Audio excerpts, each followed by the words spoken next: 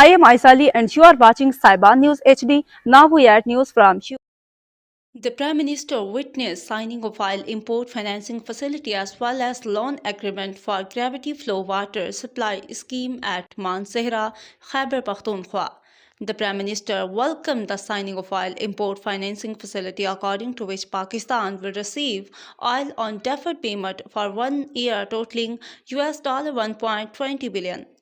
SFD will provide an amount of $41 million for gravity flow water supply scheme at Mansehra, Khyber Pakhtunkhwa shall enhance access to clean drinking water for 150,000 local people of Mansehra and will be sufficient to meet the demand by 2040 by providing water to 201,000 to 49 people, improve overall public health and quality of life.